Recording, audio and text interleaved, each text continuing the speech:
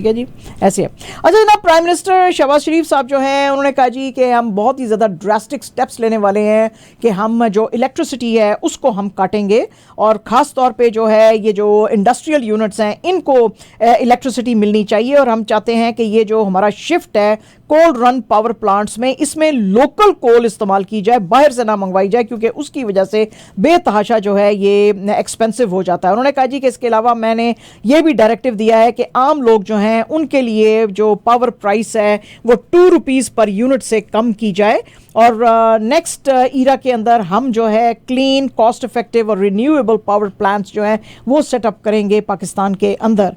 उन्होंने कहा जी कि इंडस्ट्रियल यूनिट्स को जब हम जो है वो सस्ती बिजली देंगे तभी हमारी इंडस्ट्रियल डेवलपमेंट होएगी और उसके लिए हम जो है ग्रिड स्टेशंस हमको इंस्टॉल करने पड़ेंगे बिग इंडस्ट्रियल एरियाज़ में। और उन्होंने कहा जी कि ये जो पावर जनरेशन कंपनीज़ हैं जो कि डिसफंक्शनल अब हो चुकी हैं, हम उनको कहना चाहते हैं कि भाई आप अपने आप को फंक्शनल करें ताकि बिजली की को पैदा किया जा सके और ये जो यूनिट पर यूनिट बिजली जो है इसकी प्राइस नीचे लाई जा सके। उन्होंने कहा जी कि हम कोशिश करेंगे कि सर्कुलर डेट जो है उसको कम करें और पावर सेक्टर के अंदर हम रिफॉर्म्स लेकर आएँ ऑन प्रायोरिटी बेसिस। आज ये मीटिंग कर रहे थे, हेड कर रहे थे अपनी कैबिनेट की, जिसके अंदर उन्होंने ये सारी बातें की।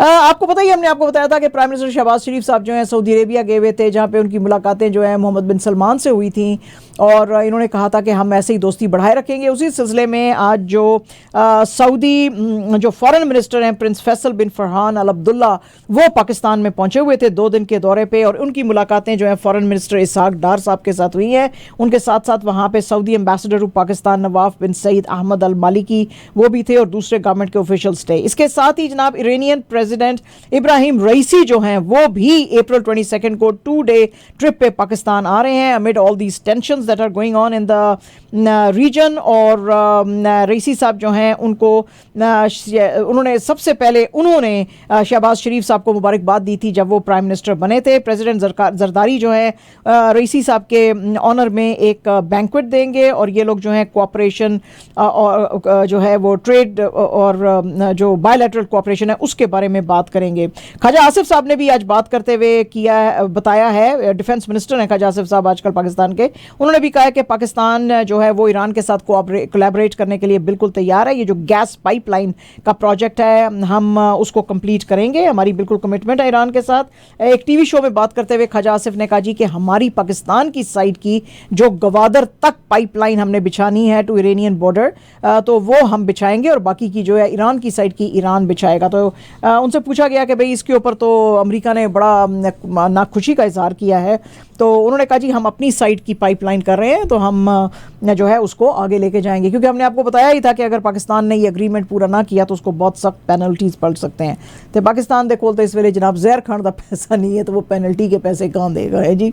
तो इसलिए उन्होंने बेटर यही समझा कि पाइपलाइन ही बिछा लो, कोई बात नहीं। अब क्या करेगा अमेरिका, ज़्यादा से ज़्यादा जो ऑलरेडी जो बुरा कर चुका है तो इससे ज़्यादा क्या करेगा। MQMP जो है जी उसने आज फिर से धमकी दी है PPP गवर्नमेंट को कि अगर कराची के अंदर क्राइम्स नीचे ना आए तो हम जो है मोर्चे निकालेंगे, यानी कि हम जो है स्ट्रीट एजिटेशन शुरू करेंगे। आज प्रेस कॉन्फ्रेंस में कराची में बात कर रहे थे MQMP के लीडर अली खुर्शीदी और उनके साथ दूसरे लीडर्स थे। उन्होंने कहा जी कि हमने ये आवाज़ उठाई है सिंध असेंबली में और नेशनल असेंबली में भी कि स्ट्रीट क्राइम जो है वो कराची में बहुत ज़्यादा बढ़ गया है। Since January 1, 2024 59 people have lost lives, 200 के करीब इंजरीज आई हैं क्योंकि वो रेजिस्ट कर रहे थे रॉबरी को और 6780 क्राइम्स जो हैं कराची में सिर्फ रमदान के महीने में हुए हैं। 20 व्हीकल्स छीनी गई थी, 130 स्टील की गई थी, इसके अलावा 830 मोटरसाइकिल्स जो थे वो छीने थे और 4200 जो हैं वो स्टील किए थे। तो MQMP ने कहा जी कि हम कॉन्स्टेंटली कह रहे हैं कि इसको ख़त्म करो स्ट्रीट क्राइम को कराची में, लेकिन इसके ऊपर कुछ नहीं किया जा रहा। तो अगर अब और कुछ दिनों में नहीं किया तो हम इस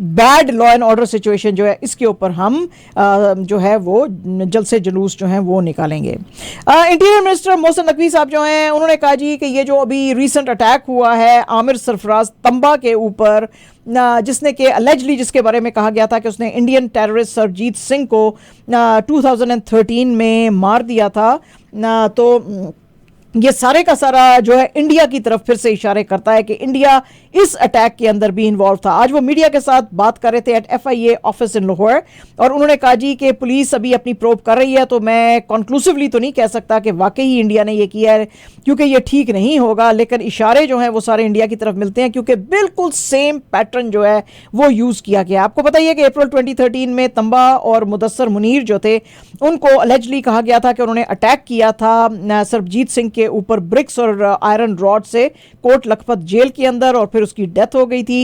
ये जो था सरबजीत सिंह, इसको सेंटेंस दी गई थी, टू डेथ दी गई थी, क्योंकि इसने एक सीरीज ऑफ बॉम्ब अटैक्स किए थे जिसमें कि लाहौर फैसलाबाद में तकरीबन 14 के करीब लोग 1990 में मरे थे, और फिर इसको पुलिस ने और लॉ एनफोर्समेंट एजेंसीज जो है पाकिस्तान की उन्होंने पकड़ा था। On December 14, 2018 sessions court Lahore में जो थी, उन्होंने इन दोनों को, मुदस्सर और तंबा दोनों को जो एक्विट किया था इस केस में, और ऑर्डर दिया था इनके रिलीज का। तंबा जो कि 45 ईयर्स का था, अनमैरिड था और अपने भाइयों के साथ रहता था एक 5 मरले के मकान में इस्लामपुरा लाहौर में, और कहा जाता है कि ये जो है ये स्पाइस डीलर था, यानी कि ये जो मसाले होते हैं इनको बेचता था।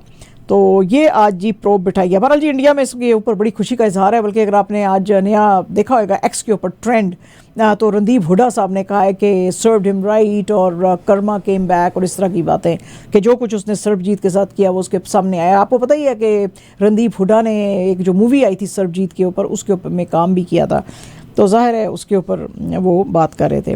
और जनाब मतलब जरा भुट्टो खानदान है तो सिर्फ जनाब थोड़े तो रूल करना आया, बाकी तुसी सारे कमी कमीन हो। आज जनाब आसिफा भुट्टो ते जरदारी भी हैं जी, सारा कुछ ही। She was sworn in as a member of national assembly, और इस सेशन के अंदर काफ़ी जो है शोर वोर मचता रहा। जाहिर है कि अपोजिशन जो है वो खुश नहीं थी इससे।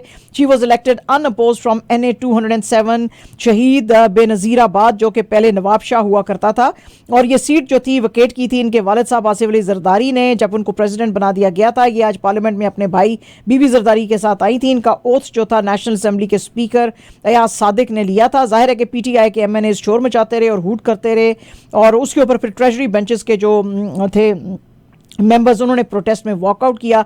PTI ने कहा जी कि NA 207 से गुलाम मुस्तफ़ा रिंद को हमने अपना कैंडिडेट खड़ा किया था, लेकिन उसको सकरंद पुलिस ने अरेस्ट करके छुपा दिया था, ताकि वो जिस वक्त तक इलेक्शंस नहीं हो जाते, यानी कि जिस वक्त तक नॉमिनेशन नहीं हो जाती उस वक्त तक इसको नहीं छोड़ा। तो ये बिल्कुल गलत है।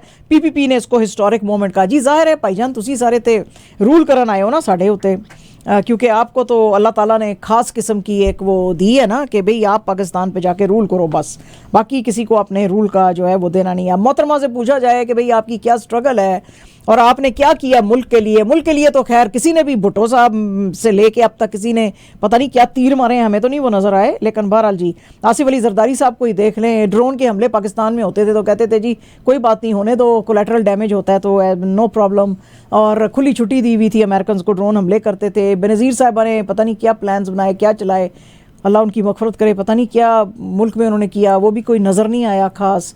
और अब उनके बेटे भी अब आ गए हैं, तो अब बेटी साहबा भी आ गए हैं, तो पता नहीं अब और क्या उन्होंने तीर मारने हैं, तो पता नहीं क्यों जो है इनको हर चीज़ में घुसाया जा रहा है। और तो लगता है पाकिस्तान में कोई काबिल बंदे हैं ही नहीं है। शर्म आती है हमें इधर नॉर्थ अमेरिका में जब लोग पूछते हैं हमसे कि भाई तुम्हारे मुल्क में और कोई नहीं है काबिल लोग, सवाए ये भुट्टो ही हैं सारे बस, और जरदारी हैं बस ये रूल करने के लिए पायान, और अब उन्होंने कब्ज़ा किया, हम क्या कर सकते हैं उसके ऊपर। तो ये बात है। वो जिस बंदे ने इनका स्टेटस को तोड़ने की कोशिश की थी, इमरान खान ने, आम लोगों को वो लेकर आ रहा था मेन स्ट्रीम पॉलिटिक्स के अंदर, उसको आपने खुदे लाइन लगाया हुआ है और आप जो है अपनी फिर मनमानी कर रहे हो। चलो ठीक है, PMLN जो है उसके कुछ तो 4 काम तो उनके नज़र आते हैं पाकिस्तान के अंदर। चलो जी उन्होंने एटमी धमाके किए, उन्होंने जो है मोटरवेज़ बनाई, उन्होंने अपना जो है ट्रेड डेफिसिट जो था उसको कम कर रहे थे, कोई पावर जनरेशन के लिए काम कर रहे थे, और कुछ जो है वो फॉरेन डायरेक्ट इन्वेस्टमेंट्स ला रहे थे।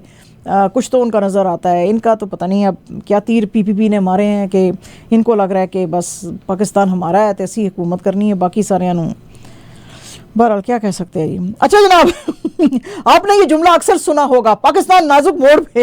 हर दफ़ा आप यही सुनते होंगे, जब भी नई गवर्नमेंट आती होगी तो आप सुनते होंगे पाकिस्तान नाजुक मोड़ पे, पाकिस्तान नाजुक मोड़ पे। ये जो पाकिस्तान नाजुक मोड़ पे है ये इतना कोई मशहूर हो गया है, आपको पता है इसकी एक केस स्टडी बना के अमेरिका की जो one of the top Ivy League university है वो इसको पढ़ा रही है। एनी गेसेस चलो हम आपका गेस्ट जो है खत्म कर देते हैं। Harvard business school, can you even imagine, Harvard business school जो है पाकिस्तान नाजुक मोड़ पे ये एज अ केस स्टडी पढ़ा रहा है। डिस्पाइट 77 ईयर्स, आपको पता है कि अभी भी पाकिस्तान जो है नाजुक मोड़ के ऊपर खड़ा हुआ है, जहां पे कि बेतहाशा हाई यूटिलिटी बिल्स हैं, हैवी टैक्सेस हैं, करप्शन है और बड़ा एक्सटर्नल डेट जो है वो बढ़ गया है। तो इसके ऊपर एक जो है जो फॉरेन स्टूडेंट्स हैं उनको बताने के लिए एज फ्यूचर पोटेंशियल लीडर्स के आप ये जो नाजुक मोड़ है इससे आप अपनी कौम को कैसे निकाल सकते हैं, एक केस स्टडी जिसका के टाइटल है पाकिस्तान एट 75 वेयर विल नाजुक मोड़ एंड। ये पढ़ाया जा रहा है professor Alberto Cavallo, business government international economy spring 2024 Harvard business school के अंदर ये पढ़ा रहे हैं। ये तो मैं इसका टाइटल फिर से बता दूं, पाकिस्तान एट 75 व्हेन विल नाजुक मोड़ एंड, ये वो पढ़ा रहे हैं। और इसके अंदर उन्होंने केस स्टडी पूरी पढ़ाई है कि पाकिस्तान के अंदर किस तरह से मिसमैनेज की गई हैं चीजें और कैसे उनके लीडर्स जो हैं वो करप्शन और हैवी टैक्सेस और उनके अंदर जो उनकी एलीट क्लास किस तरह से लूट रही है, कितनी वो पावरफुल है और कैसे पूरे के पूरे एसेट्स जो हैं वो खा रही है और बाहर अपने एसेट्स बना रही है और उसका जो है आउटकम क्या है, इसको बचाया कैसे जा सकता है, ये पूरा एज अ केस स्टडी पढ़ाया गया है। अकॉर्डिंग टू फाइनेंशियल टाइम्स की जो वर्ल्ड रैंकिंग 2024 है जिसमें कि एमबीए प्रोग्राम्स को वो रैंक करते हैं, उसमें ये वाली जो केस स्टडी थी पाकिस्तान एट 75 व्हेन विल नाजुक मोड़ end, that got 11th position in the whole world. ये जो है एमबीए के इस प्रोग्राम को, और इसमें जो है प्रोफेसर साहब ने बताने की कोशिश की है कि अपने स्टूडेंट्स को कि आपको ये रियल लाइफ एग्जांपल्स देना चाहते थे कि जब किसी मुल्क के अंदर करप्शन और गलत लीडरशिप होती है तो उस मुल्क के प्रॉब्लम्स जो हैं वो कैसे जो है उनको वो बढ़ते चले जाते हैं और उनको ठीक नहीं किया जा सकता। और पाकिस्तान का भी उन्होंने यही बताया, उन्होंने कहा जी कि कॉन्स्टेंटली ये जो है बेल आउट पैकेजेस IMF से लेते हैं, हालांकि इस मुल्क के अंदर बेतहाशा पोटेंशियल है।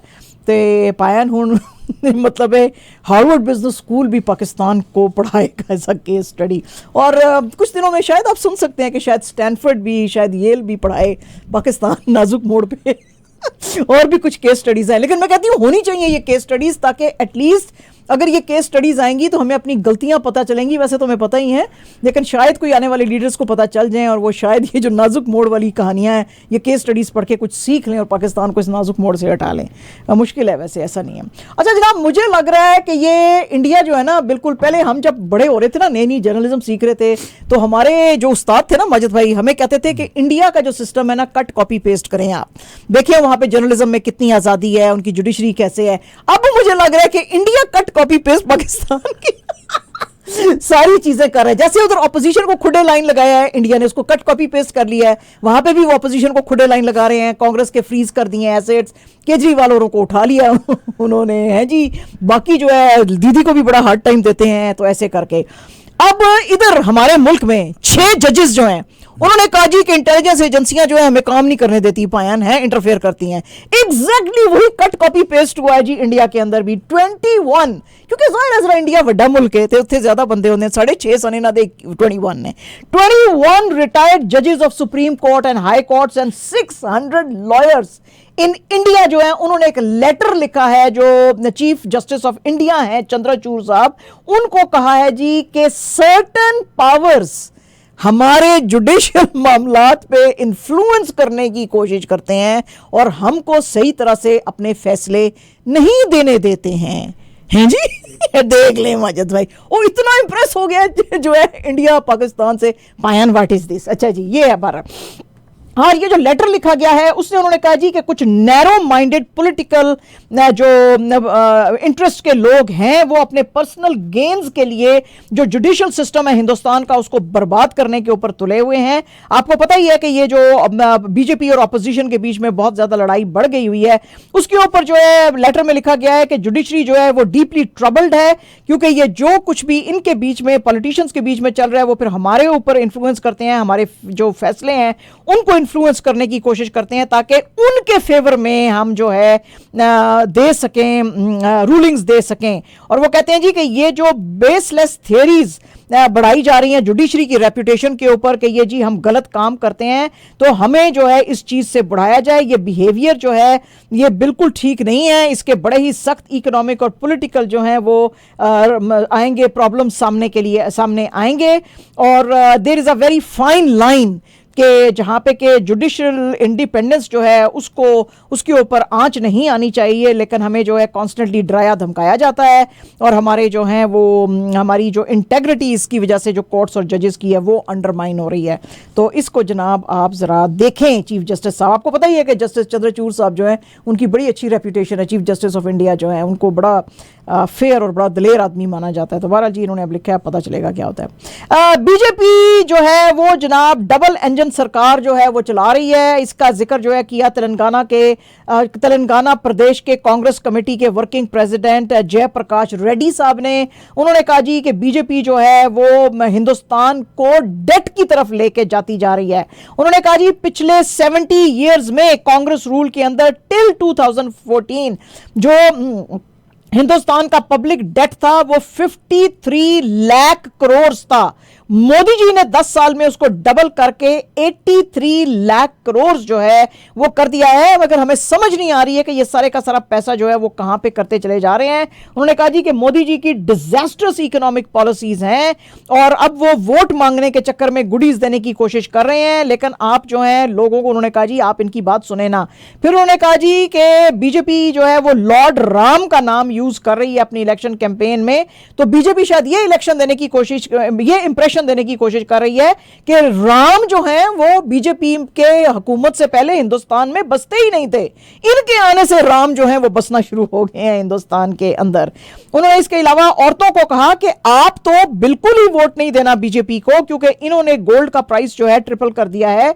2014 में कांग्रेस के रूल के अंडर 10 ग्राम गोल्ड का प्राइस 28,000 इंडियन रुपीस था।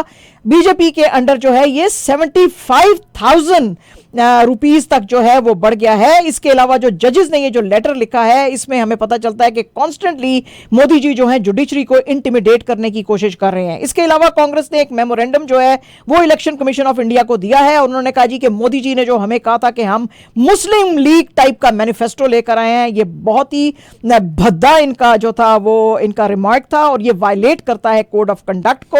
और ये जो मोदी जी के क्लेम्स हैं झूठे किस्म के, कांग्रेस को बदनाम करने के लिए, ये एक इमोशनल रिस्पांस पैदा करना चाहते हैं वोटर्स को पोलराइज करने के लिए। ऐसा कुछ भी नहीं है, तो इनके खिलाफ आप एक्शन लो। क्या हो रहा है भाईजान, ये क्या हो रहा है? जैसे उधर पाकिस्तान में इलेक्शन कमीशन को पीटीआई बोल रहा था, अभी वही ऑपोजिशन में जो थे, अभी वही कांग्रेस जो ऑपोजिशन में है जो इलेक्शन कमीशन ऑफ इंडिया को ये सारा बोल रहा है। और पायन ये बिल्कुल पाकिस्तान को आजकल फॉलो कर रहे हैं। आप देख लो, ठीक है। और जनाब आज की जो सबसे बड़ी खबर जो एक्स के ऊपर ट्रेंड कर रही थी वो सलमान खान के घर के ऊपर जो शूटिंग हुई उसके ऊपर था।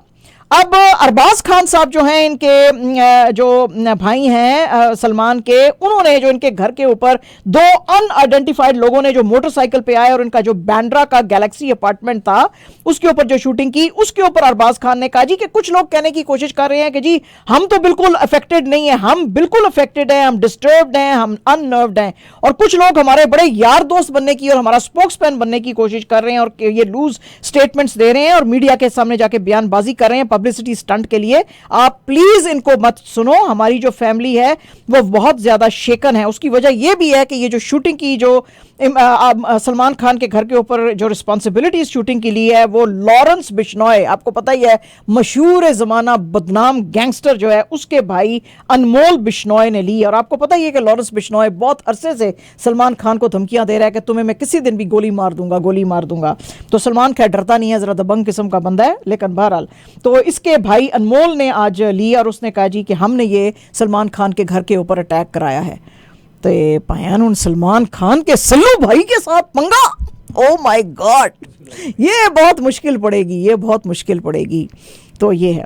और जनाब अक्षय कुमार और टाइगर श्रॉफ स्टारर जो मूवी आई थी अभी वीकेंड के ऊपर, बड़े मियाँ छोटे मियाँ, इट इज डूइंग धूम धूम धूम, इसका नाम तो होना चाहिए था धूम धमाका, क्योंकि 100 करोड़ क्लब के अंदर 4 दिन के अंदर ही ये एंटर हो गई है। इसने वर्ल्ड वाइड 96 करोड़ रुपीस जो थे वो जमा किए थे और आज चौथे दिन जो है ये 100 करोड़ क्लब के अंदर जो है एंटर हुई है। इसने एक्सटेंडेड वीकेंड जो था उसका फायदा उठाया है। अप्रैल 11 को इसको रिलीज किया गया था ईद के मौके पे, और अक्षय कुमार ने इसको कहा था कि ये एक्शन एंटरटेनर जो है it is like bad boys like film. और अपना जो ट्रेलर लॉन्च था उसके ऊपर जब बातचीत कर रहे थे, इस फिल्म को डायरेक्ट किया है अली अब्बास जफर ने। इसके अंदर पृथ्वीराज सुकुमन जो हैं वो विलन के रोल में है। इसके अलावा जो लेडीज हैं आपको नजर आएंगी इस फिल्म में, सोनाक्षी सिन्हा, मनुषी चिल्लर, आलिया एफ वगैरह। तो ये फिल्म जो है वही है टेररिस्टों के अगेंस्ट लड़ाई, और बहुत ही एक इम्पॉर्टेंट कवच, यानी कि जो इनकी इम्पॉर्टेंट एक वो चीज़ है वो चोरी करके वो ले जाते हैं, तो फिर वो उसको बचा के लाते हैं। तो जाहिर है भाई इसमें जब आप अपनी तारीफ़ें करेंगे तो लोग ज़रूर देखेंगे, ऐसी फिल्म है ना, ऐसा है। और जनाब मैदान जो अजय देवगन की आई थी वो भी बहुत अच्छा बिजनेस कर रही है। अभी तक खैर उसने 40 करोड़ ही कमाए हैं, लेकिन 4 दिन के अंदर जो है, क्योंकि इनका डायरेक्ट क्लैश जो था वो बड़े मियाँ छोटे मियाँ के साथ था, और हौले हौले लग रहा है कि ये भी ऊपर की तरफ जा रहे हैं, क्योंकि it's a very beautiful story about Syed Abdul Rahim, जिसने के कहा था कि जी मैं इंडिया के अंदर फुटबॉल जो है वो लेकर आऊंगा, और फिर फर्स्ट एशियन फुटबॉल चैंपियनशिप उसने जिताई थी इंडिया को। इसको फिल्म को डायरेक्ट किया था अमित शर्मा ने, and it's a very nice film. और जनाब न्यूजीलैंड की टीम जो है 5 मैच T20 सीरीज खेलने के लिए पाकिस्तान में पहुंच गई है, और ये टीम जो है बाबर आजम लेड टीम के साथ मुकाबला करेगी। न्यूजीलैंड के जो कैप्टन है माइकल ब्रेसवेल हैं, और ये मैचेस स्टार्ट होंगे अप्रैल 18 से 27 में।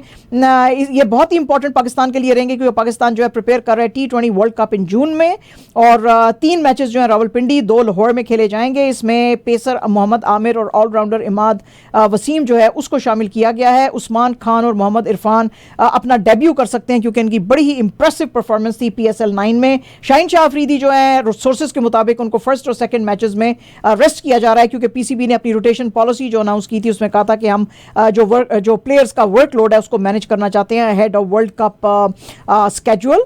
और लेकिन आखिरी 3 मैचेस जो है शायद वो शाहीन शाह अफरीदी खेल सकते हैं। 30 मुस्लिम स्पोर्ट्स कोचेस को इंडिया के गुजरात में निकाला गया है, और उनको कोई भी रीजन नहीं इसका दिया गया है। इसके ऊपर आज स्पोर्ट्स बॉडीज ने हिंदुस्तान के अंदर बहुत ज्यादा तूफान और शोर मचाया। ये जो लोग थे, लेकिन इनको कहा गया इन कोचेस को कि आप ट्रेन कर सकते हो एथलीट्स को, स्पोर्ट्स पर्सन को in judo, volleyball, basketball, athletics and badminton के अंदर, लेकिन कोचेस का कहना है कि हमें बहुत ही अनफेयर तरीके से हटाया गया है। हमें हमारी सैलरीज तो दी गई थी, लेकिन हमें अभी तक नहीं पता चला कि हमारी जॉब से हमको क्यों हटाया गया। मीडिया ने इनके साथ बातचीत की है, उन्होंने कहा जी कि हमें बहुत ही मुश्किल हो गई है, क्योंकि अब हमको कोई दूसरी और जॉब नहीं मिल रही है।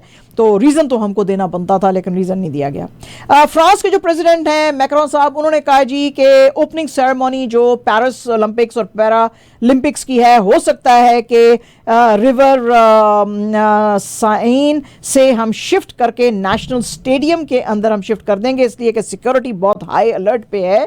और ये जो इनकी ओपनिंग सेरेमनी थी ये बोट्स के ऊपर सारे एथलीट्स को लेके रिवर से उन्होंने गुजरना था, और सारे जो क्राउड था वो साइडों पे खड़ा रहता। लेकिन अब वो कह रहे हैं जी मैक्रोन साहब कि हमने जो हमारे लॉ एनफोर्समेंट फोर्सेज हैं उनकी हमने एक तो नंबर बढ़ा दी है, और ये जो है एक्सेप्शनल सिक्योरिटी तो होएगी, लेकिन फिर भी हो सकता है हम इसको वहाँ से रिवर से ना गुजारें और एक स्टेडियम के अंदर हम ये करें।